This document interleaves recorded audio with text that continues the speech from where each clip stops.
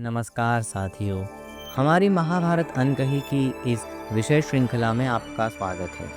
आज की कथा महाभारत के आदि पर्व के 2 अध्यायों पौलोम व आस्तिक पर्व से ली गई है। तो आइए शुरू करते हैं। भृगु ऋषि के वंश में एक तेजस्वी और धर्मप्रिय बालक का जन्म हुआ, जिसका नाम रुरु था। बचपन से ही वह ऋषियों के बीच में पला बड़ा। बड़े होकर रुरु न केवल धर्म में निपुण हुआ, बल्कि सब प्राणियों के प्रति करुणा से भरा रहा। वहीं दूर एक अन्य आश्रम में अपूर्व रूप और सौंदर्य से युक्त एक कन्या का जन्म हुआ, जिसका नाम था परमद्वरा। वह एक अप्सरा और गंधर्व की पुत्री थी। जन्म के बाद उसकी माता ने उसे ऋषि स्थूलकेश के संरक्षण में सौंप दिया। उनके स्नेह और अनुशासन में पली परमद्वरा न केवल अत्यधिक सुंदरी थी, बल्कि विनम्र और शालीन भी थी। समय बीता, वह भाग्य ने दोनों को मिलाया। एक बार रुरु ऋषि स्थूलकेश के आश्रम में आया और वहां ब्रह्मद्वारा को देखकर वह केवल उसके सौंदर्य ही नहीं, बल्कि उसकी अपूर्व शांति और पवित्रता से भी मोहित हो गया। ब्रह्मद्वारा ने भी रुरु को जब पहली बार देखा तो उसे अपना हृदय सौंप दिया। उनका संबंध शीघ्र ही इतना गहरा हो गया और दोनों की विवाह की तैयारियां आरंभ हो गई। किंतु विवाह के पूर्व दिवस ही नियति ने क्रूर प्रहार किया।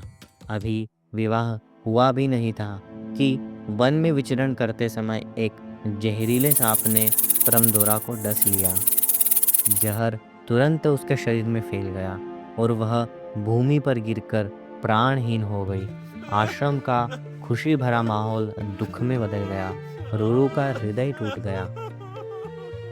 शोक में डूबे रुरु ने कठोर तप किया और देवताओं से प्रार्थना की। रुरु के तप से प्रसन्न देवता ने प्रकट होकर कहा, परमद्वारा अपने पुण्य के कारण स्वर्गलोक में है।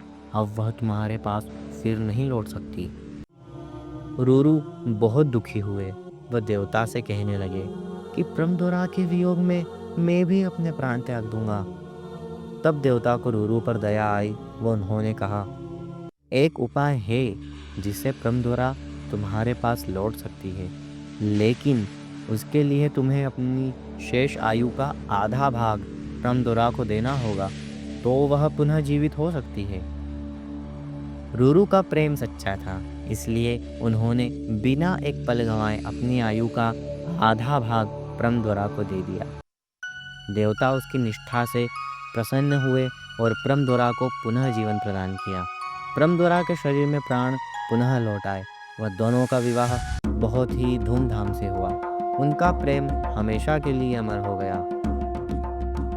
किंतु परमद्वारा की मृत्यु की स्मृति रुरु के हृदय में विष के समान बस गई। उसने प्रण लिया कि जो भी सांप उसे दिखेगा वह उसे उसी वक्त मार डालेगा। एक दिन उसने एक निर्दोष व बिना जहर के सांप को मारने का प्रयास किया।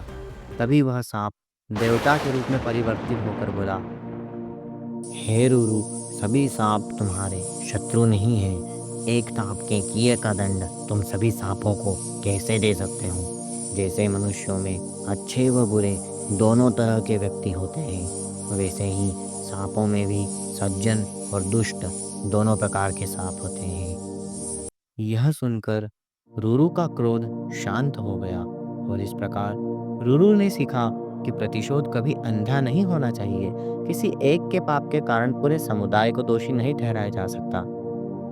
और यही शिक्षा आगे चलकर एक अन्य कथा में प्रतिध्वनित होती है, जो है महान ऋषि जरत्कारु की। पर वह कथा अगले भाग में। आज इस यात्रा को हम यहीं विराम देते हैं। तो दोस्तों, तब तक आप हमें कमेंट कर कर बताइए कि आज की कथा का कौन सा भाग आपके हृदय को सबसे अधिक छू गया। आपके विचार ही इन प्राचीन कथाओं को जीवित रखते हैं। धन्यवाद। जल्द ही मिलते हैं इस कथा के चौथे भाग के साथ।